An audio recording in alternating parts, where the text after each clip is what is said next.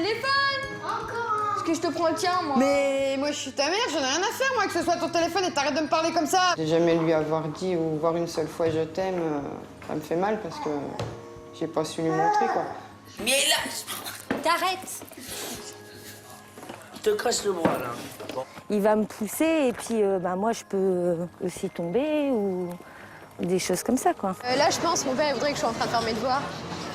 Ça lui ferait plaisir. Je pense qu'on va aller voir en interne. Pour de vrai? Ça m'énerve. T'es en train de dire que je suis une assistée, que j'arrive pas à me débrouiller toute seule, que j'ai des soucis mentaux. Ouais, les parents, c'est chiant. C'est chiant. Je suis un peu la boule au ventre et j'ai pas envie de rentrer chez moi, quoi.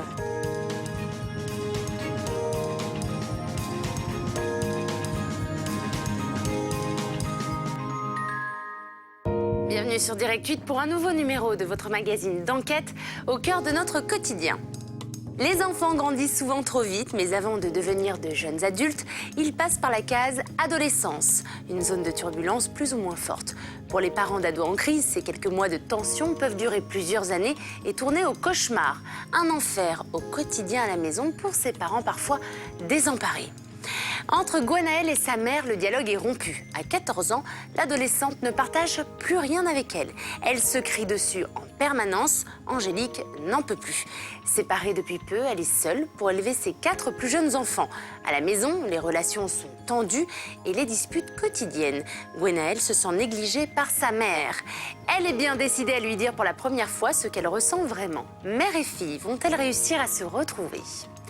À 14 ans, Corentin est violent avec son jeune frère et sa mère. Son père, déménageur, est souvent loin de la maison. Ses parents ont décidé de demander de l'aide à Hervé, un éducateur spécialisé. Mais c'est le père de Corentin qui va devoir remettre son fils dans le droit chemin. Le football et ses règles bien définies pourraient l'y aider. Si son comportement et ses résultats scolaires ne s'améliorent pas rapidement, Malek va partir en pension. Son père est bien décidé à mettre sa menace à exécution. À 16 ans, la jeune fille grandit dans un milieu privilégié. Mais elle vit mal la séparation de ses parents. Loin de sa mère et de son frère, elle a adopté une attitude rebelle. Mais face à la détermination de son père, l'adolescente commence à prendre conscience qu'elle doit changer rapidement d'attitude. À tout juste 18 ans, Eléa a retrouvé un peu de sérénité loin de chez elle, en internat. Après la séparation de ses parents, elle avait choisi de vivre chez son père, mais elle n'a jamais supporté sa belle-mère. En pleine rupture avec sa famille, Eléa redoute les week-ends quand elle doit y retourner. Pourtant, père et fille aimeraient retrouver leur ancienne complicité et partager à nouveau de bons moments. Mais le dialogue semble impossible. Mon ado est en crise. Comment faire face ? Un documentaire de Patrick Spica Productions pour Direct 8. C'est le bordel là par terre, tu me ranges la chambre s'il te plaît? Non, Les c'est Barbies, pas... là qui traînent? Non, c'est pas mes affaires. Hein. Bah tu la ranges quand même. Bah non, c'est pas mes Barbies. Tu la ranges. Mais je vais pas ranger ces Barbies. Non, mais n'importe quoi, toi. Bah c'est la petite de ta copine qui les a mis par terre hier qui a joué. C'est hein. la petite de ma copine, mais... Sœur, je veux dire. Elise, elle a joué aussi. Je vais pas ranger les Barbies, je m'en fous. Entre Gwenaëlle et sa mère Angélique, la moindre chose est prétexte à une dispute. Même un tas de Barbie laissé en vrac par ses frères et sœurs. Je vais pas toujours parler comme ça, mais maintenant, je me rebelle, on va dire. Et je lui parle mal. À 14 ans, cette adolescente est en pleine rébellion contre sa mère. Une maman qui ne lui prête pas assez d'attention. Quand je vois les autres qui s'entendent tout bien avec leurs parents et tout, et... Genre, les filles, elles ont une bonne relation avec leur mère, en général. Mais moi, pas du tout, en fait. Je vais t'enlever la couche tout de suite, mais tu vas me faire pipi dessus. À 38 ans, Angélique n'a pas la vie facile. Pédale. Abandonnée par son mari il y a quelques mois, elle s'est retrouvée seule du jour au lendemain pour élever ses 5 enfants. C'est pas toujours facile de s'occuper de 5 enfants.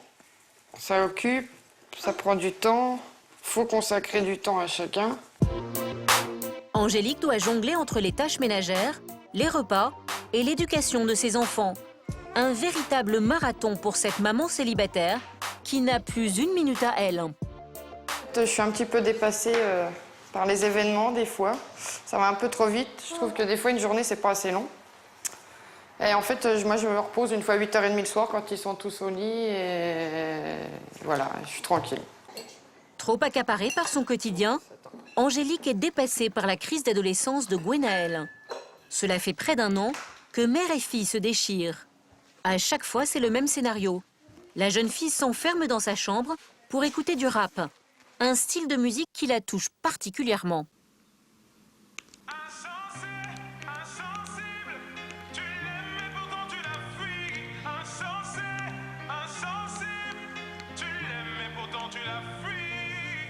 Il y a une musique particulièrement que j'aime bien, moi. C'est Avant qu'elle parte, parce qu'ils ont des paroles qui touchent. Ça parle de leur mère. Et ouais, ils disent qu'il faut leur montrer qu'on les aime et tout ça, quoi. Ta mère est une fleur rare que t'abreuves par ton amour. L'en privé, c'est la tuer, donc n'abrège pas son compte à rebours. Ils disent que même si la mort n'arrête pas l'amour, il faut leur dire qu'on les aime avant qu'elles partent. T'aimerais lui dire ce qu'elle représente pour toi, avant qu'elle ne perde la vie. Une chanson qui évoque les mères à qui on devrait dire « je t'aime » plus souvent. Gwenaëlle, elle aussi aimerait bien le dire à sa maman. Mais trop enfermée dans sa colère, elle est incapable de faire le premier pas. Il y a quelques semaines, l'adolescente a commis un acte désespéré. Donc il y a 2 semaines, j'étais pas bien. Je pensais à la relation que j'ai avec ma mère et je me suis fait des scarifications en fait. Ce jour-là, je pensais à plein de choses. Je me disais que fallait peut-être que je change et qu'on n'a pas une relation mère-fille. Avec un couteau, elle s'est entaillé l'avant-bras. Pour camoufler sa cicatrice, la jeune fille a écrit au feutre par-dessus.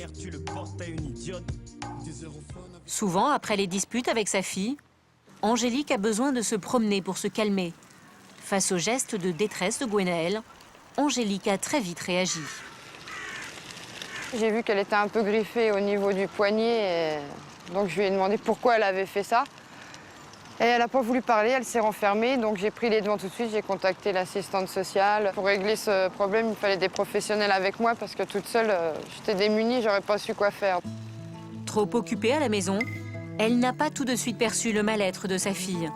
Mais cet incident lui a fait prendre conscience de la gravité de la situation. Je pensais être une maman normale, comme toutes les mamans, et en fait, non, je me rends compte que on n'a pas la complicité d'une mère et d'une fille comme on devrait avoir en temps normal, quoi. Angélique et sa fille Gwenaëlle souffrent chacune de cette situation conflictuelle. J'ai toujours l'impression de ne pas être à la hauteur. Ça démoralise un peu, on va dire. Mais j'ai besoin d'être aimée, j'ai besoin qu'on me le dise. Gwenaëlle et sa mère parviendront-elles à se réconcilier? Gwenaëlle arrivera-t-elle à surmonter sa détresse? Le lendemain, fin d'après-midi. Ça fait une demi-heure que je l'appelle, elle me dit qu'elle arrive, elle n'est pas là. Alors, tous les jours, elle me fait le coup, elle me dit qu'elle arrive, en fait, elle vient pas, ça me saoule. Voilà, ça c'est Gwenaëlle. Oui? Oui, c'est moi. Eh, il est 17h37, tu devrais déjà être là, tu fais quoi là? Tu te fous de moi? Mais j'arrive là. Non, je suis près du parc, j'arrive. Comme à chaque sortie des classes, Angélique est sur le qui-vive. Sa fille Gwenaëlle a pris l'habitude de traîner après les cours sans la prévenir. Et non. Une attitude qui l'exaspère. Elle m'a dit qu'elle traversait le parc, qu'elle arrivait, mais en fait, non, je la vois pas. Donc je vais lui redonner un coup de téléphone, encore une fois.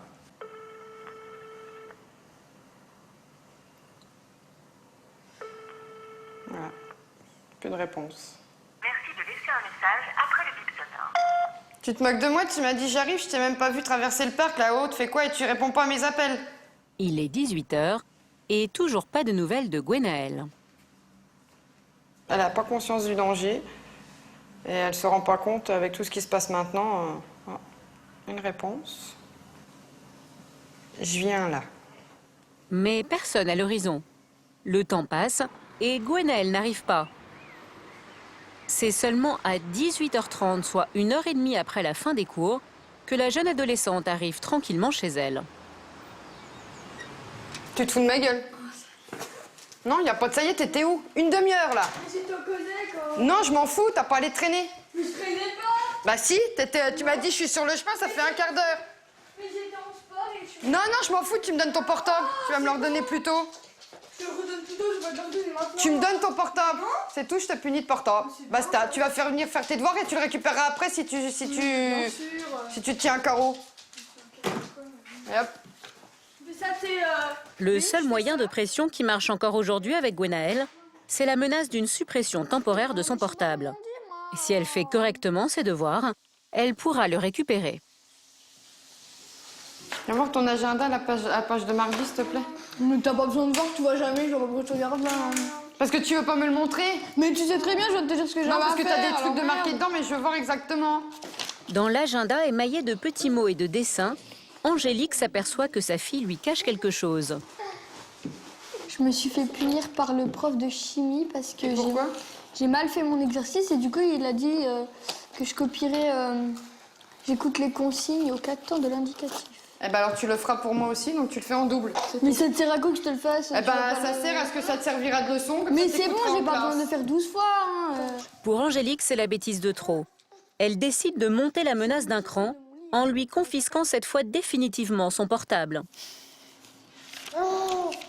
Ton portable? Niet. Mais t'arrêtes de dire de la merde là, c'est bon. Putain, non, t'as dit je l'ai, tu me le donnes. Non, c'est moi Mais non, mais j'en ai rien à foutre. T'avais- T'avais qu'à rentrer directement au lieu de me prendre pour une ta mère idiote. là, qui a de l'autorité de merde. Fais chier.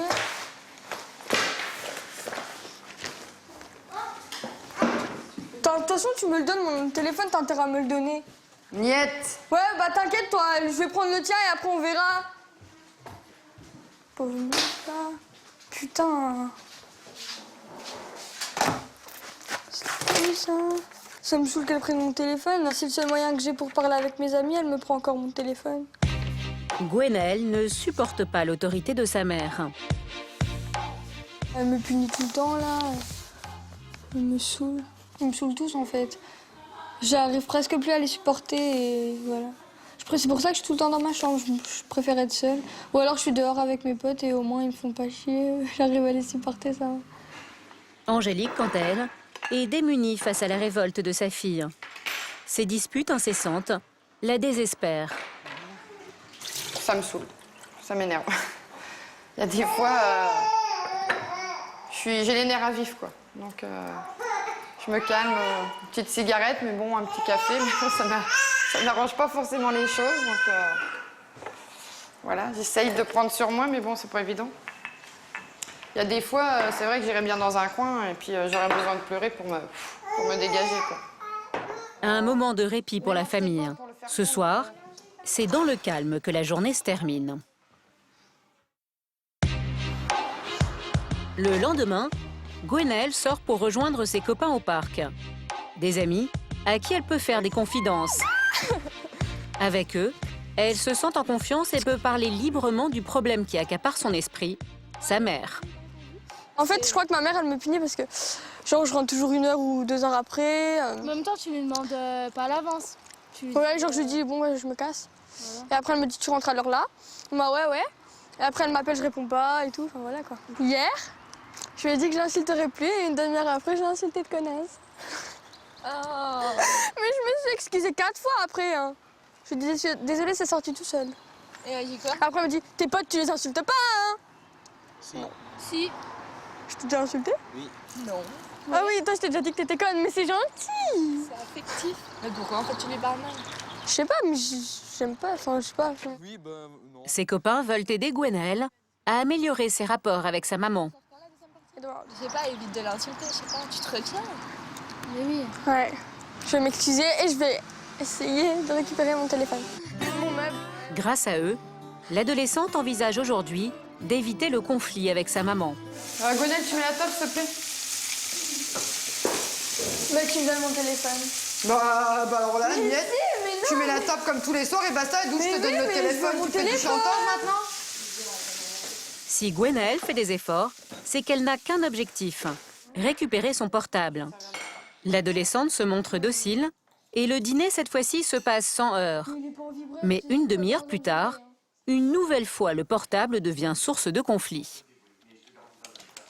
Je pourrais avoir mon téléphone? Non, tu vas pas crever, putain, c'est mon téléphone. Encore. Parce que je te prends le tien, moi. Mais moi, je suis ta mère, j'en ai rien à faire, moi, que ce soit ton téléphone et t'arrêtes de me parler comme ça. Grosse mytho, va. Non. T'as vu comment tu viens de me parler? Bah tant mieux, c'est bien. Eh bah voilà, bah alors tu sais quoi, ton portable, tu l'as pas du week-end, tu le récupéreras que lundi. Essaye, je crois Ah pas. bah non. voilà, ça t'apprendra à m'avoir traité. Ouais, je crois pas, Et le sujet est clos, je veux plus rien entendre. Arrête de faire ta mère qui a de l'autorité, t'en as pas. Alors c'est non, pas ta bah, belle, bah, là. tu vas voir. Ouais, c'est bien. Tu vas voir. Oui, bah oui. là, c'est clair, tu l'as pas ton portable. Hein. Bien sûr. Entre la mère et la fille, l'ambiance est électrique. Après plus d'1 heure d'insultes, Angélique ne parvient pas à avoir de l'autorité sur sa fille. Exaspérée, elle abdique et le lui rend. Quand je t'appelle, tu me réponds. Oui, je réponds. Tu réponds. Si t'as le malheur de pas répondre quand je te passe un seul coup de fil, ça va chier, c'est clair? Oui. T'as plus ton portable. Oui. Merci. Okay. Gwenaëlle a récupéré son portable. Une fois de plus, elle a gagné la partie. Bien dormi? Dimanche matin au réveil. Allez Gwenaëlle, parce que le déjeuner, tu vas pas le prendre 3 heures après, je vous le sers en même temps, alors hop. Fais pas chier, putain. Réveil électrique. Ça sent la bonne humeur pour toute la journée. Gwenaëlle a bien du mal à sortir de son lit. Bah non. Les petits déjeuners familiaux se font souvent sans elle. Alors là, je vais aller retourner dans la chambre chercher Gwenaëlle. Allez, pourquoi tu manges pas? Je t'aime. Moi aussi, je t'aime. Gwenaëlle ne le montre pas, mais au fond d'elle-même, l'adolescente souffre. Tu te fous de ma gueule, là. Voir sa petite sœur dans les bras de sa mère la rend terriblement jalouse. Alors Gwenaëlle devient agressive. Tu veux vraiment me faire chier, toi, je te jure, hein. Car des marques de tendresse, Gwenaëlle n'en a pratiquement jamais reçu de sa maman. Quand j'ai entendu qu'elle lui a dit je t'aime, ça m'a fait mal. Quand je pense que ma mère me dit pas qu'elle m'aime, bah ça me fait bizarre quand même. Parce que je sais pas ce que je lui ai fait pour pas qu'elle me le montre, tout ça. J'ai l'impression de manquer d'amour par rapport à ma mère, ouais. Ça me fait encore plus me refermer sur moi-même. Je suis sûr qu'elle aimerait que tu la prennes dans tes bras, exactement comme elle le faisait durant tes 12 premiers mois. Incompréhension, colère, désespoir. Entre la mère et la fille, c'est l'impasse. Alors aujourd'hui, elles ont décidé de réagir. Elles ont rendez-vous avec un psychologue. Si elles appréhendent cette séance, elles y mettent aussi beaucoup d'espoir. Bonjour Pamela Drago. Bonjour. Vous pouvez vous installer. Merci. Pour comprendre la situation, la psychothérapeute va s'entretenir individuellement avec chacune d'entre elles. Qu'est-ce que vous reprochez réellement en fait à Gwenaëlle? D'être agressive avec moi, de m'insulter, de pas m'écouter, de pas accepter mon autorité en fait. D'après vous, qu'est-ce qu'elle vous reproche? De pas passer du temps avec elle, de pas lui dire je t'aime, d'être agressive aussi dans mon parler. Mais bon, ça c'est dans ma nature, c'est mon caractère qui est comme ça. Par rapport à ce que vous avez vécu dans votre enfance, les relations que vous avez avec votre mère, est-ce qu'il y a quelque chose... Disons qu'elle m'a pas donné l'amour que j'aurais dû avoir, quoi. Donc les câlins, tout ça, on connaissait pas, donc c'est vrai que j'ai reporté un peu ce que j'ai vécu sur ma vie actuelle, quoi. Bon, on va en rester là pour l'instant, puis je vais chercher Gwenaëlle. Tu peux venir ici? C'est au tour de Gwenaëlle d'évoquer ses difficultés. Dans la relation avec ta mère, comment tu te décrirais? Je suis pas cool du tout avec ma mère. Je lui parle mal. Et comment tu décrirais ta mère? Ma mère, elle s'énerve trop vite déjà. Ouais. Et sinon, c'est une bonne mère. Elle essaie de faire ce qu'elle peut, quoi. Mais est-ce que tu penses que y a des choses qu'elle pourrait faire mieux? Il y a des choses précises qui te viennent en tête? Me montrer qu'elle m'aime déjà, parce qu'elle me le montre pas du tout. Qu'est-ce que tu aurais envie comme ça spontanément de partager avec elle? Des moments de complicité, qu'on parte toutes les deux en balade, qu'on puisse parler, que je lui raconte les journées et tout ça. Ce qui se passe dans ma vie, quoi. Pourquoi est-ce que la scarification t'est venue en tête? Je sais pas, c'est venu tout seul. Non, je voulais pas me suicider, c'était... D'un côté, j'ai pas bien fait, parce que c'est pas bien de faire ça quand même. Mais je pense que d'un côté, ça a changé beaucoup de choses aussi. Désormais, c'est ensemble que la mère et la fille doivent envisager des solutions. Un moment extrêmement difficile que chacune redoute. Par rapport à ta maman, qu'est-ce que tu t'engages à faire? Alors, moi, je m'engage à être plus respectueuse. Tu peux la regarder, hein. Tu peux la regarder. Oui, je m'engage à être plus respectueuse avec toi, à te parler mieux. Et vous? Moi, je m'engage à passer plus de temps avec toi, à te faire des câlins, à pouvoir réussir à te dire je t'aime facilement.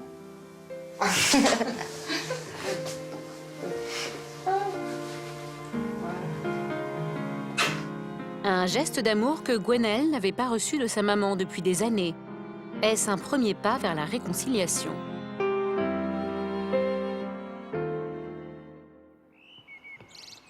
Quelques jours plus tard, depuis l'entretien avec la psychologue, Angélique a ouvert les yeux sur les causes profondes du mal-être de sa fille. Je me sens responsable. Hein.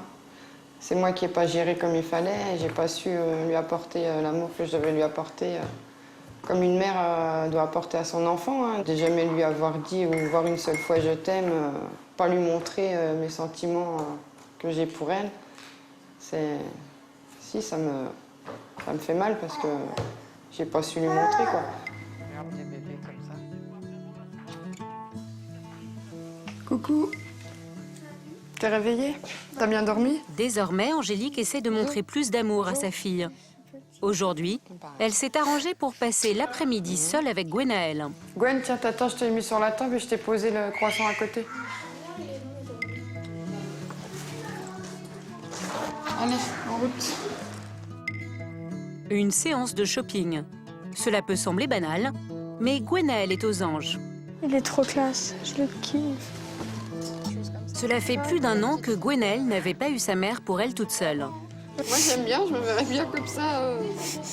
Ouais. C'était avec, hein, avec mes petites chaussures à talons, là. Ça fait Marie-Louise dans je sais pas quoi, là, dans le film de Louis XIV, c'est... Vas-y, bon. Entre la mère et la fille, la complicité semble s'instaurer. Tu vas faire autre chose? Oui.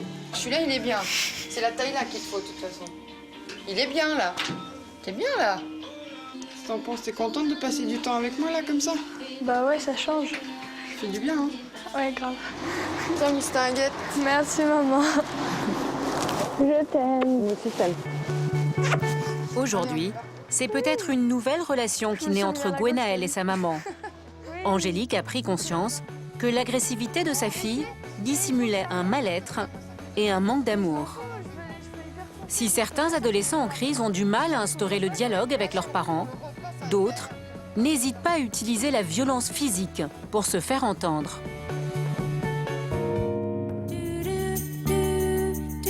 Nous voici en Charente-Maritime. Depuis 1 an, cette famille est confrontée à la crise d'adolescence de Corentin, 14 ans. Oui, on va mettre le couvert puis on va manger. Allez, Corentin, viens manger. Allez, il y a le couvert à mettre. Comme à son habitude, Corentin fait la sourde oreille. L'adolescent rend la vie impossible à la maison. Tout petit, c'était un enfant docile, mais depuis 2 ans, tout a basculé. Tu vas chercher la chaise dans ta chambre. Oh, bah tu vas chercher la chaise. Dépêche-toi. Dépêche-toi. Il y en a une. Dépêche-toi. Va la chercher. Là, et toute une chose. Ouais, tu vois, c'est Il refuse systématiquement de leur obéir. Son arrogance commence à peser sérieusement sur ses relations avec ses parents. Sa mère, Karine, regrette même parfois d'avoir un tel fils. Allez, Corentin.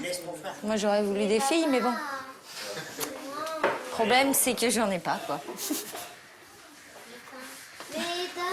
Allez, Corentin. Laisse ton frère tranquille, là. À table. Dans cette famille, il n'y a que des hommes. Mais l'autorité de Stéphane, le père, fait défaut car il est rarement à la maison. Déménageur, il est souvent parti sur les routes. Résultat, c'est Corentin qui impose sa loi à ses parents. Même en présence de Christophe, un ami de la famille, l'adolescent est insupportable. Son dernier caprice, aller à la chasse avec son oncle. Son père refuse. Là, c'est que le début, mais il va nous embêter jusqu'à ce soir pour essayer d'y aller. Je m'en vais. Tu t'en vas? Tu vas aller où? Ouais. Tu vas aller où? Je m'en vais. Bah, tu t'en vas, tu vas t'en aller. Bah oui. Ouais. Corentin, on lui donne ça, il veut ça. Voilà. Je pense que tu y étais. Mais Il a même été- Et quand Corentin n'obtient pas ce qu'il veut, il se défoule sur son petit frère de 8 ans, Florian. Tu vas être dans ton lit. Tu vas Pourquoi tu lui as fait ça? Il t'a rien fait? Si, il m'a fait de moi. Bon, il y a la table à débarrasser. Bah non. Si, Bon, Corentin, arrête là. tu débarrasses la table. Tu vas voir si ça va être non. Corentin a même pris l'habitude de menacer sa mère parce qu'elle n'a jamais osé répliquer. Et fais gaffe, hein. Parce que tu vas voir, toi. Et depuis quelques mois, L'adolescent passe à l'acte. Arrête là.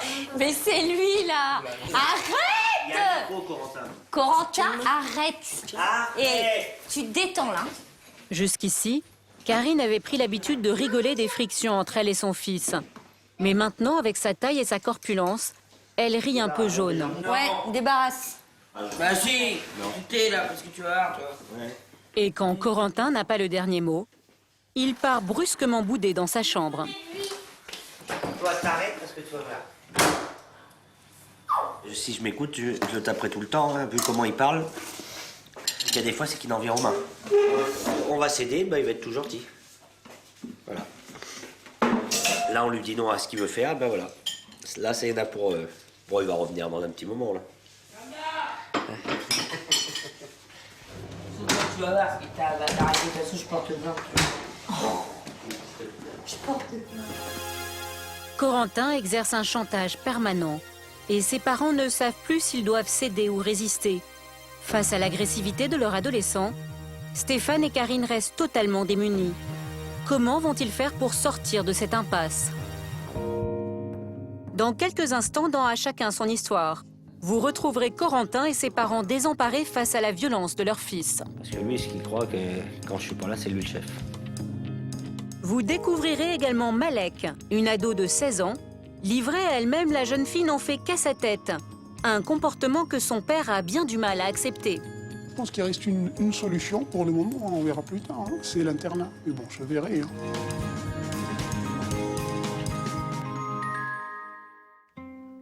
Face à une telle situation de crise, Karine a besoin de s'accorder des moments de répit. Ces simples gestes du quotidien, comme promener le chien, sont l'occasion de prendre du recul. Ces crises à répétition font souffrir Karine, une femme déjà fragilisée par la perte de son emploi il y a 3 mois. Du coup, c'est elle qui s'occupe à plein temps de Corentin. Mais face à la violence de son fils, Karine craint pour sa propre sécurité. Il me tape pas trop souvent, mais enfin pas trop. Non, il me tape pas, mais c'est des gestes. Il va me pousser et puis moi je peux aussi tomber ou des choses comme ça, quoi. C'est pour ça que moi je dis à mon mari de partir le moins souvent, parce que c'est pas facile de gérer un enfant de 14 ans comme ça, quoi. Funky. Il y a des fois je le comprends pas, hein, les réactions qu'il a. Hein. Donc, s'il nous tape ou quoi que ce soit, un jour ça peut très bien mal se passer et puis à un moment ou à un autre on va plus pouvoir le garder, quoi. Sans aucune limite, Corentin n'hésite pas à tyranniser sa mère au point de lui faire mal. Ne contrôlant pas sa force, Corentin est devenu un danger pour sa propre famille. J'aurais dû prendre mes gants, moi, ça caille. Tu joues avec qui? Je veux pas avec toi, en tout cas. En totale rébellion, Corentin est presque toujours menaçant. Désarçonné, Stéphane ne comprend pas ce qui a pu provoquer un tel changement de comportement chez son fils. Moi, je lui ai demandé ce qu'il avait. Il n'a jamais su me dire ce qu'il avait. Ou alors, il veut pas le dire, je sais pas, mais il l'a jamais dit à quelqu'un encore, ce qu'il avait. L'ado profite de la passivité de son père qui le menace, mais n'intervient jamais. De doubler, donc... Arrête! Et c'est sans doute cela le vrai problème de cette famille. C'est pas grave. Arrête! Stéphane! Mais lève-toi! Mais là, T'arrêtes! je te crache le bras, là. Bon. Et... Circule. Mais même pas... Eh ben, tu arrêtes. On t'a dit que t'irais pas. Ferme ta gueule! Ouais. Fais gaffe, Corentin. Famille de cons, là. Il y a des cons ici, là.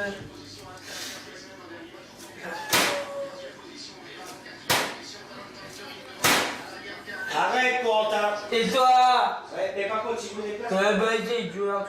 Ça, j'étais plus fort que ta grande gueule, là, l'autre, là, il commande toujours. Vas-y, marche dedans, on va marcher dehors.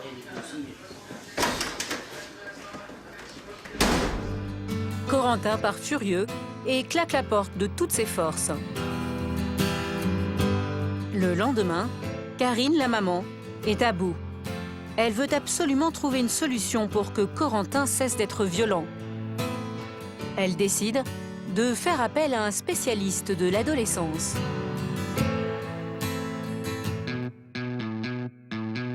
Hervé est éducateur. Des jeunes en difficulté, il en gère tous les jours depuis 15 ans. Sera-t-il en mesure de remettre Corentin sur le droit chemin? Parviendra-t-il à calmer ses pulsions violentes? Avant la rencontre, nous avons décidé de lui montrer des images de la famille de Corentin. Ben, c'est pas bien, mais bon, si on intervient, ça risque de doubler, donc... Là, elle est en train de dire que ce que fait son fils, c'est pas bien, mais que si elle intervient, ça risque de doubler, donc elle a juste peur de son fils. Voilà, et en plus, quand elle dit ça, elle jette un petit coup d'œil inquiet sur sa gauche, et on dirait que le fils arrive, justement. Parce qu'on mais tu l'as vu pas. Il va lui envoyer un message.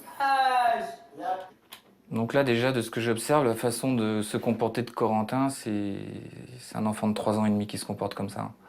Sa façon de parler aussi, puis sa façon de trépigner. Il n'est pas encore entré dans l'adolescence, visiblement, il est vraiment dans l'enfance, quoi. L'éducateur en a vu beaucoup, mais la situation qu'il découvre est extrême. Et le comportement du père de l'adolescent l'inquiète tout particulièrement. Je te casse le bras, là. Bon. Et... Circule. D'accord, donc le papa était dans la maison, en fait. Là, on est en plein rêve, quand même. Hé! Calme-toi. Ferme ta gueule. Ouais, fais gaffe, Corentin. C'est impressionnant, ça. D'accord, donc là, Corentin dit « ferme ta gueule » à son père, en fait. Donc il respecte pas son père non plus. Il y a du travail. Alors, moi, je pense que depuis qu'il est né, c'est comme ça, il n'y a aucune limite. Il fait ce qu'il veut, je vous l'ai dit, il fait ce qu'il veut, c'est la toute-puissance. Donc il va falloir vraiment qu'ils changent beaucoup de choses, les parents, s'ils veulent avoir un espoir que ça marche. Je dis bien un espoir, parce que là, c'est quand même... sur une échelle de 100, on est quand même à 200.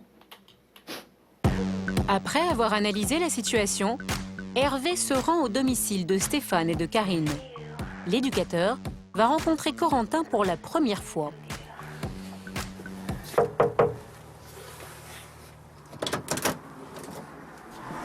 Bonjour. Bonjour. Hervé, enchanté. Stéphane, le papa de Corentin. Bonjour. Bonjour. Allez-y, entrez. Bonjour madame. Hervé. Enchanté. Ça va? Ouais? Oui. Ah, tant mieux. Le professionnel va tenter d'établir le contact avec le jeune garçon. Corentin ne prend pas la situation au sérieux. Alors Hervé demande aux parents de se retirer pour un tête-à-tête avec l'adolescent. Corentin? Ça va? Oui. Bon, tes parents, ils m'ont dit plein de mal de toi. Ah. Non, c'est pas vrai. Tu me mets là? Oui. Comment t'en arrives à tirer les cheveux de ta mère? Pas parce qu'elle m'énerve. Ah ouais, donc si jamais je t'énerve, tu me tires les cheveux. Non, non. Et ton père, il a fait quoi quand t'as tiré les cheveux de ta mère? Il a voulu me taper et je suis parti. Regarde, imagine, tu donnes un coup à ta mère ou à ton frère, et ils ont une trace. Tu sais qu'ils peuvent porter plainte. Ah oui, je sais. Et les gendarmes, c'est toi qui vont les voir. Et là, t'as pas le droit de faire ça. C'est dommage que tu sois violent comme ça. Que tu sois violent avec tes copains, violent avec ton frère, violent avec ta mère. Est-ce que t'es d'accord pour dire que t'as un petit problème de violence quand même? Ou pas? Ou est-ce que c'est normal de frapper tous les mecs qui t'emmerdent du moment qu'ils sont plus petits que toi ou du moment que c'est une femme? Non, c'est pas normal. C'est pas normal, je suis bien d'accord avec toi. Tu vas pas pouvoir régler tout par la violence? Ok, j'allais voir tes parents. Oui. Ça me fait plaisir de parler avec toi. Après 1 heure de discussion, Hervé sent bien qu'il n'a pas convaincu l'adolescent. La situation est plus compliquée qu'il ne le pensait. Hervé va désormais mettre la pression sur les parents et tout particulièrement sur Stéphane, le chef de famille. De par votre métier sûrement et l'éloignement, il manque de limites, clairement. Clairement. C'est-à-dire qu'il est quasiment... Enfin, il va bientôt être dans la toute-puissance. Donc soit vous enrayez ça tout de suite, à 14 ans et demi, c'est encore de la pâte à modeler, vous allez avoir quelques clashs. Hein. Oui, bah, tout à fait, ça va pas marcher du jour au lendemain. Voilà, mais il faut que vous soyez vainqueur à chaque fois, vous lâchez rien. Vous dites le truc, vous faites. D'accord. Vous n'êtes pas là, vous lui expliquez, voilà, je ne suis pas là, maman est là, ça se passe comme si j'étais là. Je rentre tel jour, je te préviens, ça va être l'émeute pour toi si j'apprends qu'il y a eu un problème. Là, il faut vraiment que vous recadriez des règles. Et là, il a 14 ans, mais quand il va avoir 18 ans, alors c'est quoi? Il a les bras en V, vous négociez pas avec lui, quoi. D'accord. Surtout pas. Sinon, ça sera pire qu'avant. Et ça peut donner, moi j'ai eu l'exemple d'un ado de 17 ans qui allait plus à l'école et qui disait à sa maman, je vais plus à l'école, tant que tu me donnes pas 400 € par mois, je veux une voiture sans permis. Tout de suite. Il frappait sa mère, il la raquettait. Ça peut aller loin. Hein. Bon. Hervé n'a pas mâché ses mots. Les parents de Corentin sont un peu sonnés. Au revoir Corentin. À bientôt peut-être. Oui. Au revoir. Vous me tenez au courant? Oui, pas de souci. Ça marche. Désormais, dans la famille, tout le monde va devoir changer d'attitude. Et cela commence d'abord par Stéphane, le garant de l'autorité. Lui, ce qu'il croit que quand je suis pas là, c'est lui le chef. Voilà. Alors on va mettre ça en place et puis on va voir, quoi. Bah, il faudra qu'il écoute ce que je dis, hein, et puis il n'aura pas le choix. Hein. Je sais pas si ça va marcher, ça va pas marcher du jour au lendemain. Hein. Il va y avoir un laps de temps avant que... Mais j'espère que il va changer son comportement et puis tout ça, quoi. Quel impact aura le passage de l'éducateur sur la famille? Corentin va-t-il changer d'attitude? Plusieurs semaines sont passées. Depuis le départ d'Hervé, Karine et Stéphane ont commencé à mettre en pratique ses conseils. Eh ben, avec son frère à tour de rôle, ils mettent le couvert. Déjà. Comment? Oui, c'est ça, oui. Mais pour l'instant, à chaque fois que je te l'ai dit, tu l'as mis le couvert. Non. Si, bah si. Stéphane a établi des règles et reste ferme lorsque Corentin fait une crise. Je lui ai dit aussi que quand je partais sur la route, que c'est pas lui qui commandait à la maison, que s'il y avait un souci, ben, ça serait son papy qui viendrait le voir. Ouais. Voilà. Ouais. Voilà, et puis... Ça me fait pas peur. Règle. Il respecte les gens. Voilà. C'est que j'étais pas loin, c'est que j'étais là pas longtemps, je pensais que j'ai fait des trucs après. Corentin, mais arrête de te cacher là.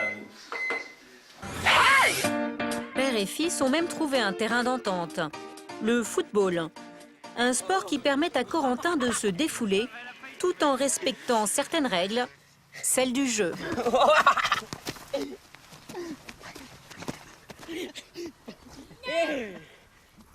Ça lui fait du bien. Puis là, ça fait, par exemple, ça fait 3e fois que je viens jouer au foot comme ça avec lui. Avant, je le faisais pas, quoi, je veux dire. Là, si ça peut lui faire du bien, on continuera de temps en temps, quand il voudra, quoi. On chamaille, mais on s'amuse. Comme tout à l'heure, je lui ai fait accroche-patte, mais il a rien dit, quoi. Voilà. Sur le terrain, pas de conflit, mais des frictions entre père et fils qui s'expriment désormais au travers du sport. Et pourquoi t'aimes ce sport? Bon, je sais pas, moi, parce que j'ai envie de faire du foot. Parce que c'est bien. Karine subit moins les assauts de son fils, mais elle sait que rien n'est encore gagné. Pour mettre toutes les chances de leur côté, ils voient un pédopsychiatre avec Corentin. De plus en plus de parents se tournent vers des éducateurs ou des psychologues. D'autres plus radicaux décident d'éloigner leurs enfants et choisissent l'internat. Mardi soir, en pleine période scolaire à Saint-Cloud, une banlieue chic parisienne. Malek, 16 ans, s'apprête à faire la fête chez elle avec ses copains. Salut, ça va? Depuis 3 ans, elle vit seule avec son père. Il est souvent en déplacement pour son travail, alors Malek en profite pour n'en faire qu'à sa tête. La jeune fille veut avant tout être libre et profiter de sa vie d'adolescente. Il faut avant de sortir se remaquiller. Bah oui. C'est le ravalement de façade de... C'est le maquillage, c'est le petit secret féminin pour faire oublier des choses. Ça va pas changer ta vie si t'es moche, t'es moche. Non mais c'est vrai. Le maquillage c'est juste pour aider. Insouciante, Malek ne pense qu'à s'amuser. Son père lui interdit de faire la fête à la maison lorsqu'il n'est pas là. Même les voisins s'en sont plaints. Mais Malek s'en fiche. Ces fêtes sont pour elle une façon de ne pas se retrouver seule. Vic, filme-moi ton café, je veux de la musique. Non mais on va éteindre la télé, vous êtes mignons et tout, regarde Disney Channel, ça va plus. Là, ça va, je vais bien, je me sens bien. Je suis avec mes potes et tout, on rigole bien, donc ça va. Mon père, je raconte pas du tout. Enfin, avant, il me demandait encore ce que je faisais, quand je sortais et tout, ce que j'allais voir. Maintenant, pas trop. Un père autoritaire est souvent absent. Une mère et un frère restés en Tunisie, son pays d'origine. C'est à cause du comportement ingérable de Malek en Tunisie et de ses mauvaises notes que son père décide de la faire revenir en France pour qu'elle y finisse ses études. Une décision que Malek vit très mal. Depuis, le dialogue avec son père est devenu quasi impossible. Vita, elle s'entend super bien avec ses parents. Elle leur ment pas, elle leur dit la vérité. Enfin, comme la majorité de mes potes, on va dire, ça me saoule quoi, d'avoir à mentir mes parents, à leur cacher des trucs, à avoir une relation pareille, alors que je sais qu'il y en a d'autres qui ont des relations cool avec leurs parents, quoi. Mauvais résultats scolaires, refus d'autorité, insolence. Depuis quelque temps, l'adolescente part un peu à la dérive. Bon, en tout cas, nous on y va. Moi aussi, je vais y aller, Malek. Vas-y, bah, bisous, Malek. Ok, le monde m'abandonne. Le monde m'abandonne. Non, le monde, il est en train de m'abandonner. Je vais me retrouver toute seule. Je vais pleurer. Mais non, t'inquiète, chaud. Toi, tu peux dormir ici? Bah, moi, ma mère, elle veut pas. Ça fait 3 jours que je dors chez toi. Allez, demain, je passe te voir, ok? Si Malek a bien du mal à voir partir ses amis, c'est qu'elle n'a qu'une crainte, se retrouver seule face à elle-même. Elle souffre de cette situation qu'elle supporte de moins en moins. Bah, j'aime pas être seule, alors voilà. Quand moi je rentre le soir, ok, genre mes potes y passent et tout, mais après ils rentrent et ils sont avec leur famille et moi je suis toute seule. Mes parents ils me manquent, surtout là, quand je les vois pas et tout, quand mon père il part et que je sais que lui il est en Tunisie avec mon frère et ma mère, je suis jalouse. Et là je voudrais trop être avec eux. Mais une fois encore, c'est toute seule que l'adolescente finira sa soirée. Dimanche, il est 13h, Malek se lève. La jeune fille a pris l'habitude de ses réveils tardifs. Dans un peu moins de 4 heures, son père rentrera de voyage. Elle a fait la fête toute la nuit, mais pas question que son père se doute de quoi que ce soit.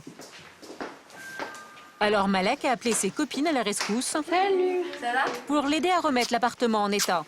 J'explique, il faut quelqu'un pour le lavage des trucs, genre vider le lave-vaisselle et mettre les trucs dedans, et le salon. La poubelle aussi. Et la poubelle, ouais. Il faut ranger. On a foutu le bordel ensemble, on range ensemble, normal. Si le père de Malek découvrait qu'elle a fait la fête dans son appartement, il serait hors de lui. Alors en bonne copine, elle tente de protéger Malek et efface toute trace suspicieuse. Son père, il va être choqué tellement c'est propre. C'est bon, on y va. Le ménage à peine achevé, Malek et ses copines décident de sortir pour aller boire un verre. La jeune fille sera encore une fois absente au moment du retour de son père. Comment va-t-il réagir lorsqu'il rentrera? Même si Malek adore être en compagnie de ses copines, la jeune fille est bien consciente que n'ayant pas encore fini ses devoirs, sa place ne devrait pas être dans un café, mais à son bureau. Là, je pense, mon père il voudrait que je sois en train de faire mes devoirs. Ça lui ferait plaisir. C'est comme s'il avait plus aucun espoir pour moi, qu'il pensait que j'étais foutue, qu'il n'y avait plus aucun espoir que je réussisse ou que je me reprenne. Malek souffre du regard sévère que porte son père sur elle. Mais malgré ça, aujourd'hui encore, elle va échapper à ses devoirs. Pendant ce temps-là, le père de Malek rentre de voyage. À peine a-t-il franchi le seuil de l'appartement qu'il se rend compte que sa fille n'est pas là pour l'accueillir. Juste un petit mot sur la table. Bienvenue à la maison, bisous, ta fille adorée Malek. Dans cette lettre, Malek l'informe aussi que ce soir, elle ira au cinéma. Son père est mécontent.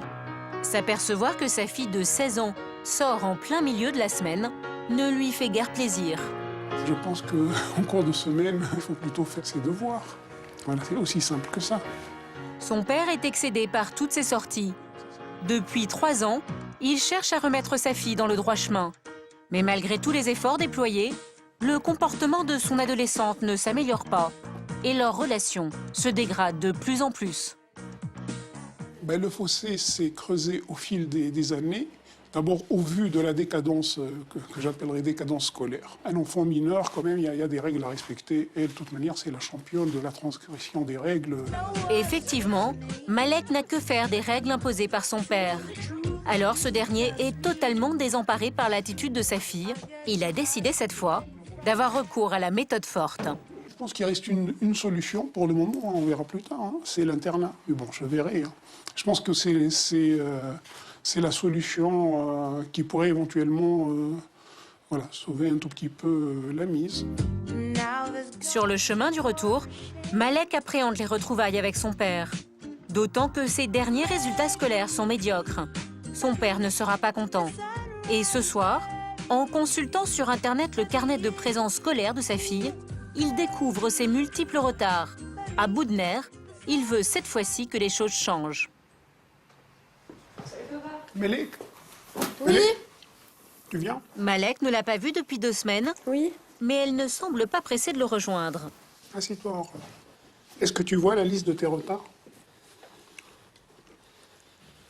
C'est sérieux de la part d'un élève qui est en première ? Non. Ouais, pourquoi alors t'as tous ces retards ? Je sais pas, mardi, je sais plus pourquoi. Malek, prise au dépourvu, tente d'échapper à sa responsabilité. Pour toi, pour le moment, disons le lycée, c'est pas la priorité. C'est ma priorité. Bah si, c'est ma priorité. Bah si. L'adolescente est loin de s'imaginer que ses absences à répétition vont lui coûter très cher. Je pense qu'on va aller voir l'internat. Pour de vrai ? Ouais. Demain. Quel demain ? Non, non, non, non, non, non, non. Pour Malek, cette décision fait l'effet d'une douche froide. La pension, c'est ce qu'elle redoute le plus. Aujourd'hui, le père et la fille sont dans une impasse et voir leur relation s'être à ce point dégradée fait terriblement souffrir Malek. Mon père, c'était trop mon héros quand j'étais petite. Donc ça a vraiment changé. Enfin, personne ne s'attendait à ce qu'on passe du stade où je suis sa petite princesse à où maintenant je suis son pire ennemi. C'est... Non, mais là, non, non, non. J'aime pas parler de mon père.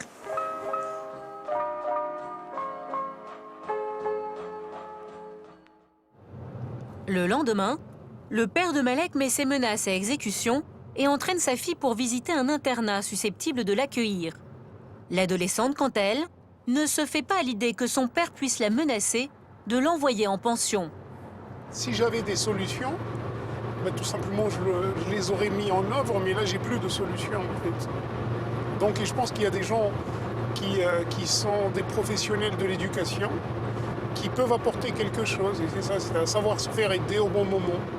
Lorsqu'on n'y arrive pas, on n'y arrive pas. Hein. C'est les copines qui priment, c'est les sorties qui priment. Ah, moi, j'accepte pas que tu me dises « Ouais, elle traîne toujours avec les gens qui ont rien à faire, elle traîne toujours avec je sais pas qui, avec des gens qui ont des mauvaises notes et je sais pas quoi. Parce que ouais, tu penses que tous mes potes, ils ont des mauvaises notes, parce que tous mes potes, c'est des ratés, je sais pas quoi, alors que trop pas. » Je crois que c'est parce qu'il faut qu'on reste 18 heures par jour devant une table, comme ça, on travaille tout le temps, tout le temps, tout le temps, tout le temps, non. Après 1 heure de trajet et de dispute, le père et la fille sont à bout. Quand ils arrivent à l'internat, la tension est à son comble.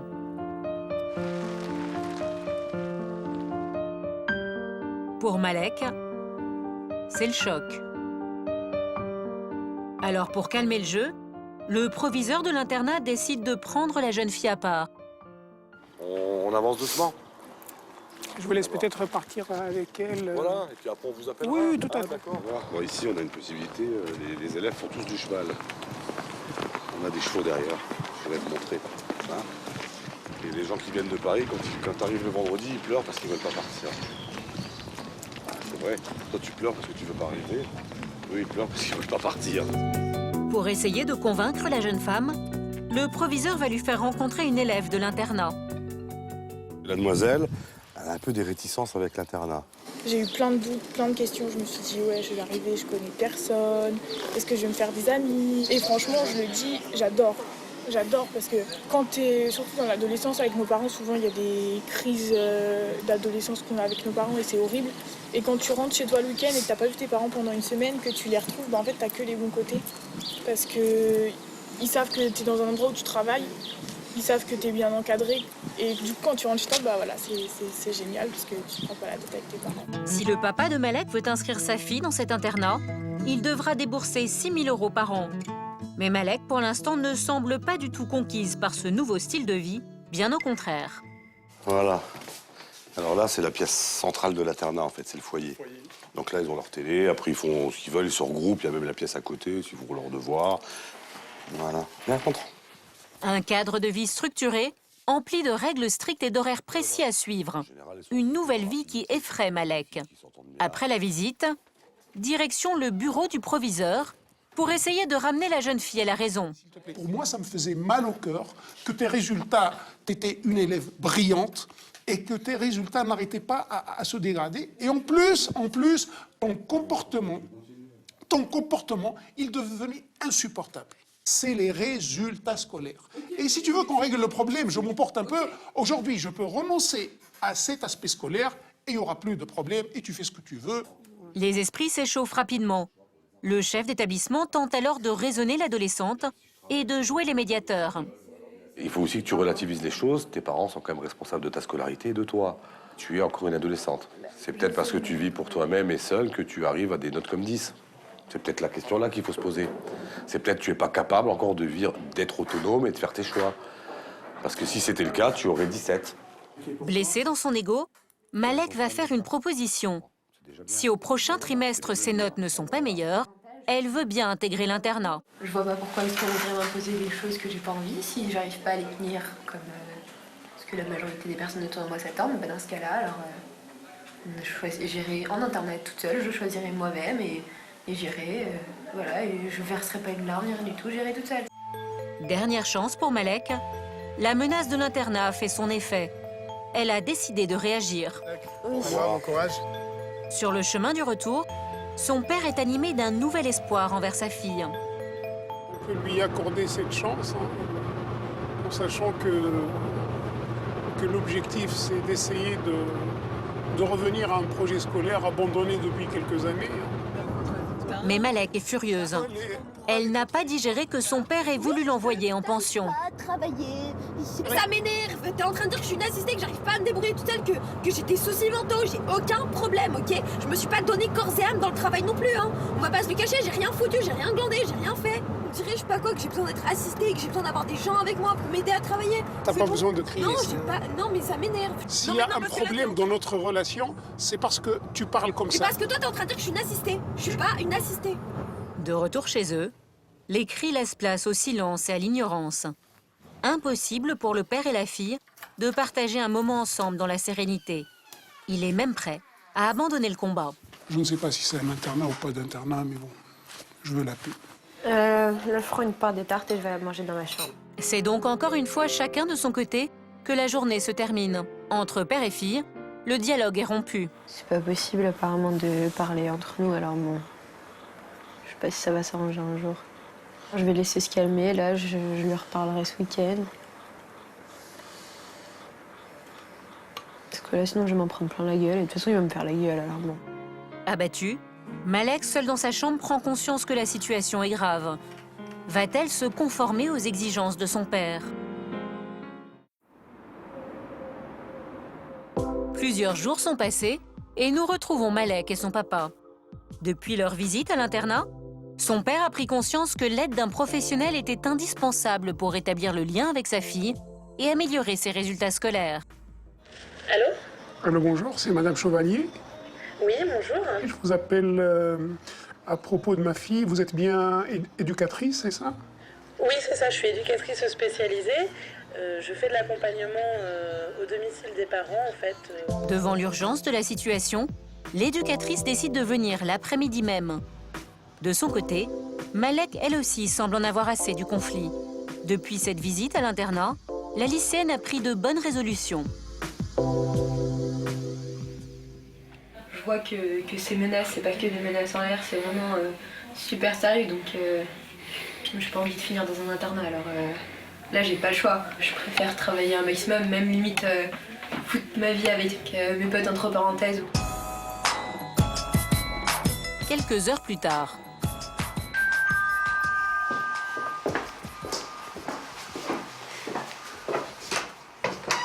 Bonjour. Bonjour Madame Chevalier. Enchantée. Veuillez entrer. Bonjour Malek. Donc je m'appelle Émilie Chevalier. Du coup, je suis éducatrice spécialisée. J'ai été appelée par ton papa, en fait, pour venir discuter un peu de la situation, qu'on fasse le point. L'adolescente n'est pas réticente à sa venue. Bien au contraire, cette présence féminine semble la rassurer. Comment tu peux faire pour te remettre au travail du jour au lendemain? Je me suis fait un petit planning de travail. Bah, ton emploi du temps, il est très bien, mais tu veux vraiment changer les choses, donc ça c'est bien niveau scolaire, mais il faut vraiment que tu puisses durer, quoi. Si t'as des contrôles, tu puisses... Malek n'hésite pas à lui faire part de ses difficultés. Elle semble déterminée à faire de ses études une priorité. L'éducatrice appelle maintenant le père de Malek afin d'évoquer ensemble des solutions. Donc je viens de discuter avec Malek. Elle a pris de bonnes résolutions. Donc j'aimerais bien d'ailleurs que tu lui en fasses part, s'il te plaît. J'ai fait un programme de travail. J'aime cet emploi du temps. Il commence par la détente déjà. Ah, c'est important de souffler après la fin de journée. Après, moi, ce que j'aimerais aussi, c'est que vous puissiez parler du scolaire sans que ça soit un problème ou que ça soit des moments de tension, en fait. Donc, est-ce que pour vous, c'est envisageable? Bien sûr que c'est envisageable. En général, elle me parle lorsqu'il y a de bonnes notes, elle ne m'en parle pas lorsqu'il y a de mauvaises notes. En gros, c'est ça. Ouais, donc ça, c'est ton effort à toi, ça. De pas cacher, de pas dérober la vérité. Parce que moi, du coup, je trouve insupportable, c'est de vivre avec quelqu'un et de ne pas se parler. Alors, certes, il y a eu des choses dans le passé qui ont été compliquées, mais il va falloir passer au-delà pour pouvoir revenir dans un climat au moins plus serein. Donc, elle ne sort pas de la semaine. Père et fille sont tous les deux mis au pied du mur. S'ils veulent que leur relation change, il va falloir qu'ils fassent tous les deux des efforts.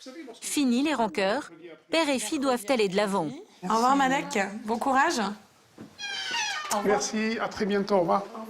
La venue de l'éducatrice a désamorcé quelques tensions. Malek et son père semblent prêts à établir entre eux de nouveaux rapports. Papa, je vais sortir, je vais aller voir les filles, on va chez Emmanuel et après, on sait pas ce qu'on fait, donc je t'envoie un message. Pour montrer sa bonne volonté, pour la première fois depuis bien longtemps, Malek lui demande l'autorisation de sortir. 23h? C'est 23h l'heure? Non, c'était une question. Malek n'est pas habitué au couvre-feu, mais l'adolescente tient désormais à éviter le conflit. Elle rejoint son amie Victoire pour lui raconter les péripéties de sa journée et trouver un peu de soutien dans sa nouvelle démarche. Genre, on a parlé et tout, j'ai parlé avec elle, il a parlé avec elle. Après, genre, moi, au début, c'était un petit peu chaud et après, ça s'est détendu et genre, on a fait des règles et tout. Du coup, ce soir, faut que je rentre à 23h. C'est spécial. Il t'a mis des règles, maintenant. C'est trop badant. Je le connais pas, je l'ai jamais Une nouvelle vie plus structurée que la jeune femme veut bien adopter. C'est pas insurmontable, quoi. Juste, genre, je vous verrai en sortant des cours et tout, voilà. Non, ça va. Non, ça va aller. Ça a changé un petit peu. Ça va aller. Allez, ça va aller. Bon, bah, je vais rentrer comme ça je serai en avance et tout. Mon père, il sera content. Bisous. Ça marche. Bon, bisous, on se voit demain? Ouais. Bisous. Je suis là. Je vois que tu as respecté les règles, pour une fois. Opération réussie pour Malek. La menace de l'internat et la rencontre avec une éducatrice ont fait grandir l'adolescente qui semble avoir accepté de changer de vie. Si Malek est en bonne voie pour éviter la pension, d'autres n'y échappent pas.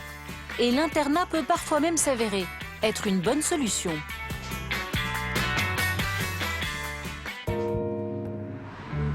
Maule, une petite ville des Yvelines. Comme chaque matin, Eléa se prépare à aller en classe. Il y a quelques mois, cette adolescente de 18 ans a intégré cet internat suite à un événement familial qui a bouleversé sa vie. Je suis à l'internat depuis le divorce de mes parents. Des fois, c'est un peu dur, quoi, parce que bon, j'ai mon chien qui me manque, ma sœur, enfin, un peu tout le monde, donc, mais ça passe. Quelques mois après le divorce de ses parents, l'adolescente souffre encore de cette séparation. D'autant plus que son père a refait sa vie avec une femme qu'Eléa a bien du mal à supporter. Se sentant délaissée par son père, la jeune fille se transforme en une adolescente révoltée. À la maison, l'ambiance est devenue insupportable. Son père a ainsi décidé de la placer dans cette pension. Et ça convient à Eléa. J'aurais pas la motivation de rentrer tous les soirs, surtout pour On me dirait je vais chez mon père ou voilà quoi. J'ai pas trop envie d'y aller là en ce moment en plus. L'éloignement, une solution qui porte ses fruits. Même si Eléa se sent mise à l'écart, l'internat est devenu un véritable repère pour l'adolescente. Loin des tensions familiales, la jeune fille se reconstruit peu à peu. La vie en collectivité, le soutien scolaire lui permettent de retrouver un cadre et un équilibre qu'elle avait perdu.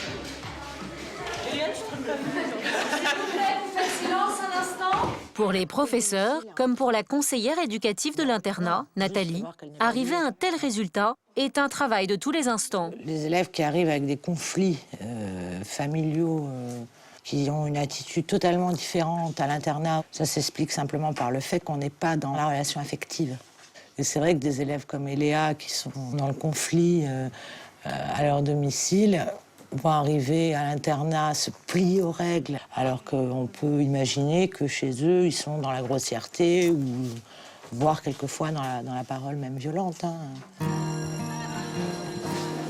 À l'internat, ouais, c'est un peu une deuxième famille. Je me sens mieux que chez moi parce que pour travailler, après d'un côté il y a aussi les amis. Bon, on se sépare le week-end, bon des fois c'est dur de se séparer le week-end. Même si Eléa est plus apaisée, l'adolescente a bien du mal à gérer ses émotions. Un rien la déstabilise. Ses camarades le savent bien. Eléa peut être imprévisible.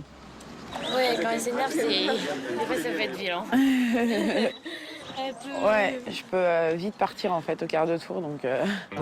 À fleur de peau, la jeune fille peut compter sur le soutien de ses camarades et de son petit ami, Enzo. Pour eux aussi, l'adolescence est un cap difficile à surmonter. Là, ouais, l'adolescence, c'est compliqué, quoi. En 2 mots, la merde. Oh, toi, tu... Voilà. Ouais, les parents, C'est chiant. C'est chiant. Ça donne des ordres tout le temps. Ouais. Faut s'embrouiller avec eux, ils sont jamais d'accord avec vous. En conflit avec sa famille, Eléa est jalouse de la place qu'occupe sa belle-mère dans le cœur de son père. Mon père, je lui dis, tu passes plus de temps avec elle qu'avec moi, quoi. Puis voilà, alors que bon, plusieurs fois, on a essayé. Enfin, je lui ai dit, bon, on va faire des sorties et tout, et bon, elle m'a dit, oh non, non, moi je vais qu'avec elle et tout. Donc voilà, quoi, c'est énervant, quoi. Donc qu'elle prenne tout, quoi. La semaine touche à sa fin, et chaque vendredi après-midi, un air de fête souffle sur l'internat. Alors que la plupart des élèves sont ravis de revoir leurs parents, pour Eléa, la perspective de passer le week-end en compagnie de son père et de sa belle-mère est un véritable cauchemar. Une hantise qu'elle confie à son petit ami Enzo. Ça va ? Ouais. Ouais, je suis pas trop motivée là. Je vais rentrer chez moi. Ce qui me fait chier, c'est que je passe moins de temps avec mon père et enfin voilà quoi. J'ai l'impression qu'elle le bouffe, donc ça me fait chier quoi. Qui se rebelle pas contre elle, quoi. Jalouse de sa belle-mère, déçue par l'attitude de son père, Eléa se sent mal aimée. Ces 2 jours s'annoncent difficiles. Je suis un peu stressée de retrouver ma belle-mère pour ce week-end. Ouais, j'ai un peu la boule au ventre et puis j'ai pas envie de rentrer chez moi, quoi. L'adolescente parviendra-t-elle à dépasser ses rancœurs pour accepter cette nouvelle situation familiale? Arrivera-t-elle à retrouver la complicité qu'elle avait par le passé avec son père? Comme chaque fin de semaine, Jean-François récupère sa fille Eléa pour le week-end. Ça va? Ça va, toi, bonjour. Ouais. Cela fait plusieurs jours qu'ils ne se sont pas vus et le malaise entre eux est déjà bien présent. Une fois encore, leur sujet de discorde fait très vite surface. La belle-mère. Ben, ça se passe mal avec... C'est ça, Chine, pour ça? Bah oui. Si Jean-François entend les reproches de sa fille, il ne peut s'empêcher de prendre le parti de sa nouvelle femme. Ouais, bah, elle a élevé ses enfants d'une certaine façon. Ouais, mais moi, je suis pas son enfant. Voilà. Et bon, elle a gardé un peu le... Elle est assez stricte vis-à-vis de ses enfants. Elle a bien élevé... Ils sont très bien élevés, ces enfants, je dis pas. Hein. Ils sont corrects, polis. Bah, moi aussi, je suis correct et poli. Hein. Blessée par la remarque de son père, Eléa se terre dans le silence jusqu'à la fin du trajet. Bon, il n'y a plus rien à se dire. À peine arrivée chez son père, Eléa évite sa belle-mère et s'enferme directement dans sa chambre. Non, j'aime pas trop traîner ici. Puis je reste, on va dire, le maximum de temps dans ma chambre. Enfin, j'ai toujours un peu une appréhension avant de rentrer ici, quoi. L'adolescente souffre de cette mauvaise relation avec son père, mais elle se sent incapable d'aller vers lui. Alors ce week-end encore, elle décidera de le passer chez sa grande sœur. Son père lui propose de l'emmener. Ouais. C'est bon, ça te dirait d'aller boire un café Bah ouais. avant de partir? Ouais, vas-y. Il aborde la relation avec sa fille avec un certain détachement. Oh bah, je la laisse libre, elle a 18 ans, elle fait pas ce qu'elle veut, mais bon, elle est libre d'aller voir sa sœur quand même. C'est pas la peine qu'elle vienne ici si elle se sent mal. Ben, on y va. C'est parti. Eléa sera donc restée à peine 2 heures chez son père. Peut-être que ce tête-à-tête en dehors de la maison leur permettra de se retrouver. Mais une fois sur place, le silence se fait de plus en plus pesant, le malaise est palpable. Alors très vite, les tensions reviennent. Déjà, ta chambre, faut que ça soit rangé. Elle est rangée à chaque fois que je pars, hein. Je laisse pas comme je la laisse au Et un dessert, petit déjà. coup de balai, parce que déjà... Blessée, Eléa veut cette fois-ci dire à son père tout ce qu'elle a sur le cœur. Parce que parfois, j'ai plus l'impression d'être une gêne pour toi que, voilà, et pour elle surtout. Enfin bon, voilà, depuis que la vente de la maison s'est faite, on dirait qu'il y a un fossé qui s'est creusé, quoi, qu'on peut plus te parler, que ça marche dans un sens et pas dans l'autre, quoi. Donc c'est pour ça, quoi, que... Je sais pas, je suis ta fille, quoi. Enfin, quand on fait... ça sera le seul truc qui pourra jamais vraiment vous séparer. Et ouais, bah ouais, c'est ça, quoi. T'as vu, j'ose pas parler... Enfin, je parle pas devant elle parce que je sais qu'à chaque fois, elle va rajouter son grain de sel à la fin de la conversation. Et ça, c'est ça qui m'énerve le plus parce que quand je pose une question à toi, c'est elle qui y répond. Donc, c'est pour ça qu'aujourd'hui, ouais, je pète facilement un câble. Pourquoi je veux pas trop revenir chez toi le week-end. Parce que voilà, je veux pas envie de la croiser le vendredi, quoi. C'est ça, quoi. C'est une des premières fois qu'Eléa confie son ressenti à son père. La jeune fille a bien du mal à retenir ses larmes. Non, mais depuis le temps que je voulais te le dire aussi, c'est pour ça. Eléa a enfin pu se libérer et confier ses sentiments à son père. Sera-t-il réceptif aux cris d'amour de sa fille? Dans quelques instants, dans À chacun son histoire, vous retrouverez Eléa et vous verrez que malgré les efforts déployés, l'adolescente a bien du mal à établir un dialogue serein avec son père. Si ça continue comme ça, c'est sûr que pendant un certain temps, je vais couper les ponts.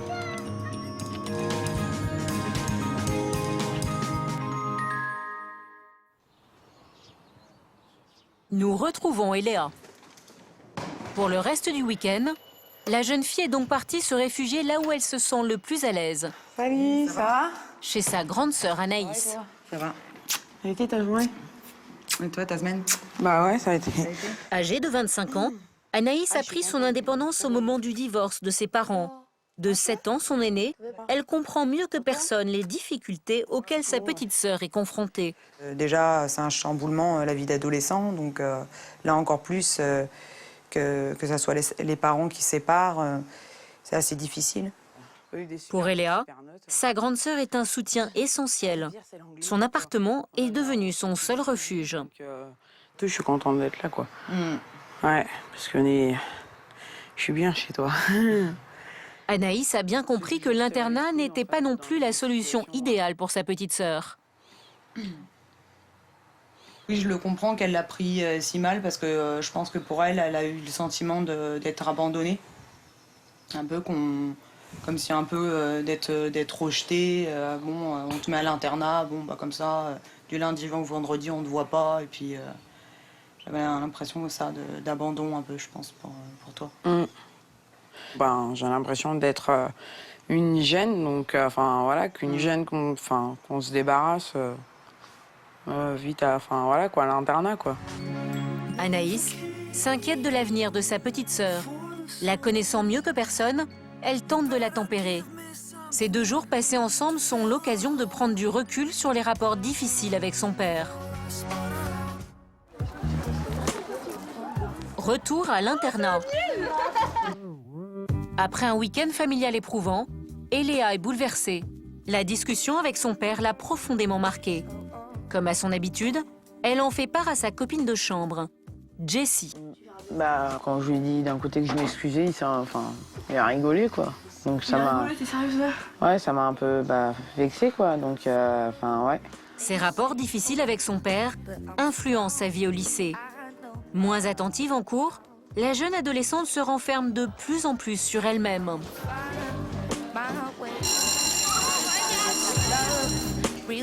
Un mal-être qui n'échappe pas à l'équipe éducative.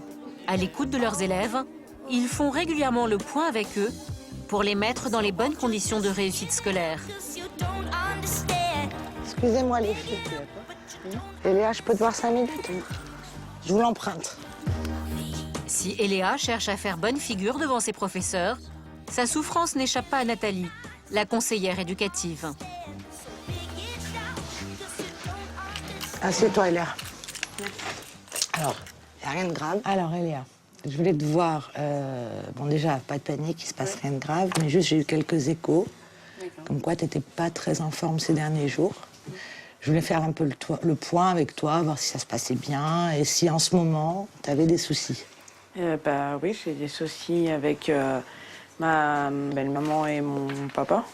Enfin... D'accord, donc c'est plus du domaine familial? Oui. Et c'est au niveau, à cause du divorce de mes parents, quoi. Je suis un peu perdue, quoi. Et c'est vrai que depuis peut-être bien une semaine, c'est vrai que je suis pas au top. Nathalie applique à Eléa ce qui fait le succès de l'établissement et le bien-être des élèves. Les aider à mettre de côté leurs soucis familiaux. Ce que je voulais simplement te dire, c'est qu'il ne faut pas que les problèmes extérieurs impactent sur le déroulement de tes cours et de ton année scolaire ici. Tu es contente dans ta formation, de toute façon. Ouais, mais de toute façon, je me dis, quand je passe le portail, les soucis qui sont dehors restent dehors et les soucis, voilà. Comme ça, je me fixe bien, puis je me dis, il faut que jamais que ça dépasse certaines limites que ça empêche après sur ma vie professionnelle, quoi. C'est tout, tu peux retourner au soleil. Merci. On est là pour leur apprendre à grandir. L'objectif, ça va être l'encadrement au plus près. Et si possible, ne pas laisser traîner des situations conflictuelles ou des situations de mal-être chez le jeune. On va essayer de savoir qu'est-ce qui cloche et aussitôt le recadrer. Et je pense que c'est ce qui fait aussi que bien des jeunes se sentent soutenus. Un accompagnement qui donne du baume au cœur à la jeune fille. Aujourd'hui, Eléa veut réagir et ne plus laisser ses chagrins empiéter sur sa vie de lycéenne. Ça m'a enlevé un poids sur les épaules, quoi. Parce que t'en as parlé à quelqu'un. Ouais, mais je m'énerve trop, quoi. Quelques jours plus tard, nous retrouvons Eléa. Elle n'a toujours pas revu son père. L'adolescente paraît plus calme et montre une certaine joie de vivre. Elle obtient même de meilleurs résultats. Ces jours passés loin des tensions familiales lui ont permis de se remettre en cause. Aujourd'hui, elle semble décidée à améliorer les relations avec son papa. Eléa décide de briser le silence en le contactant. Ouais, c'est moi, ça va? Ouais. Ça va, t'es libre pour parler ou... Ouais, je voulais m'excuser du comportement que j'ai envers toi des fois. Ouais, je suis désolée de m'en prendre autant à toi. Un mea culpa qui semble faire son effet. Non. Jean-François lui propose même de l'inviter dans un restaurant. Ce tête-à-tête va-t-il permettre de repartir sur une nouvelle relation? Bisous. Le jour J est enfin arrivé. C'est avec une certaine appréhension qu'Eléa retrouve son père. Voilà, allez, on est arrivé là. On va manger un bout. D'accord. À peine arrivé au restaurant, la gêne une nouvelle fois s'invite entre eux. Et comme souvent, dès qu'ils n'ont plus rien à se dire, la même querelle revient. La nouvelle femme de Jean-François. Moi, j'ai choisi de vivre avec quelqu'un d'autre. C'est tout. Voilà, alors si ça vous plaise ou ça vous plaise pas, tant pis, voilà. Moi, je ferai pas marche arrière, d'accord? Bah moi non plus, je pense. Bah rien, bah, c'est tout. Contre toute attente, Jean-François n'est pas prêt à faire des concessions. Pour lui, pas question de se soumettre aux demandes de sa fille en tirant un trait sur sa nouvelle compagne. Si Eléa est blessée, elle cherche à ne pas le montrer. Pour retrouver son amour, maladroitement, elle le menace de plus jamais le voir. Et moi, je vais aller chez ma soeur ou chez ma mère, et puis voilà, comme ça. C'est réglé l'affaire. C'est mieux qu'on coupe les ponts, je pense. Pour tout le monde, comme ça, au moins, c'est clair et net. Très bien, ça. Cet effet d'annonce ne fait pas réagir Jean-François. Pire, il semble pour une fois en accord avec sa fille. De toute façon, dans la vie, faut faire des concessions. Voilà, jusqu'à faire une croix sur ses filles. Comme ça, c'est réglé. Au grand désespoir d'Eléa, son père ne fait rien pour préserver leur lien. Tous deux semblent être dans l'impasse. Bonjour. Sur la demande d'Eléa, Anaïs, sa grande sœur, est appelée en renfort. Si ça continue comme ça, c'est sûr que pendant un certain temps, je vais couper les ponts. À quoi ça va servir de couper les ponts? Tu penses que ça va arranger les choses de couper les ponts? Je verrai bien, ça sera à vous de réfléchir. Le dialogue entre père et fille semble définitivement rompu. Bon allez, on se dit au revoir? Ouais. Alors, hop. À la prochaine.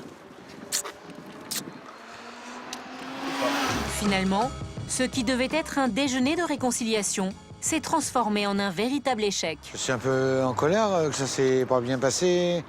Ouais, je referai pas le pas. C'est tout, c'est à elle de comprendre. N'ayant pas trouvé un terrain d'entente, père et fille partent chacun de leur côté. Ce week-end, Eléa le passera à nouveau chez sa sœur. Pour elle, c'est une immense déception. Au début, je pensais qu'il y avait une solution, mais en fait... Enfin, je sais même pas s'il y en a une, quoi. Découragée, Eléa ne veut même plus faire d'efforts pour reconquérir son père. Vu le mal qu'il m'a fait, quand on me dit je nuis à son bonheur, enfin... moi, déjà, je trouve ça dégueulasse qu'il fasse passer sa copine avant nous, quoi. On avait l'impression que les choses allaient s'arranger et qu'en fin de compte, bah non, on a l'impression que ça va rester comme ça, quoi. Jusqu'à quand, bah, on sait pas trop, quoi. Bah, là, c'est une nouvelle vie qui commence sans mon père. Unies dans la douleur, les filles savent qu'elles peuvent compter l'une sur l'autre. L'adolescence reste souvent un cap éprouvant pour toute la famille et l'oblige à se remettre en question pour partir peut-être sur des relations plus adultes.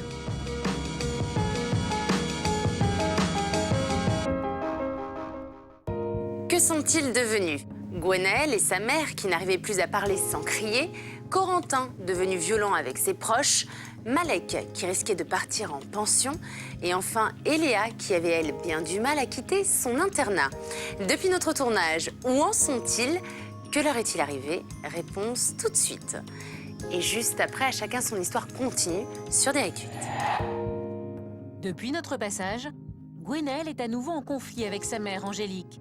Si l'entretien chez la psychothérapeute leur a fait prendre conscience de certaines choses, mère et fille ont encore du mal à mettre en application ses conseils. Les disputes sont de nouveau quotidiennes. Du coup, Angélique a pris rendez-vous avec un éducateur spécialisé. De son côté, Corentin continue d'être suivi par un pédopsychiatre. Sa famille vit toujours selon ses sauts d'humeur, mais ses excès de violence se font de plus en plus rares. Malek a tenu ses promesses. Émilie, l'éducatrice, continue de lui rendre visite 2 fois par mois. Ses recommandations ont un impact positif sur la jeune fille. Ses notes du second trimestre sont en hausse. La menace de l'internat semble s'éloigner. Quant à Eléa, elle n'a pas résolu son problème avec son père.